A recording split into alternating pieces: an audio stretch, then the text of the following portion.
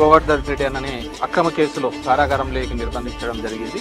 ఆయన చూసి ఆయన ఎందుకు ఈ విధంగా అంటే పెట్టిన మరిన్ని కేసులు కూడా ఈ విధంగా దొంగ పెడుతున్నారు. ఒక కొత్త సాంప్రదాయాన్ని ఈ రోజు ఆంధ్రప్రదేశ్ రాష్ట్రంలో తీసుకొని రావడం జరుగుతుంది. పెద్దలు రామచంద్రాడన చెప్తున్న విధంగా మామూలుగా మేమేదన్నా ఆవేశపడతా అంటే ఎందుకులే రాము ఆగండి ఊరికి ఇవన్నీ పోతా అంటే ఇవన్నీ అని అనేవాళ్ళు. ఈ రోజు అట్లాంటి వాళ్ళు కూడా లేదు, ఇది ఒక కొత్త సాంప్రదాయము, ఇబ్బంది పెట్టే వాతావరణం అనేది ఒక మంచి పద్ధతి కాదు, ఇది మళ్ళీ రివర్స్ లో వస్తుంది అనే ఒక భయాందోళకమైన పరిస్థితిని చూస్తున్నాము.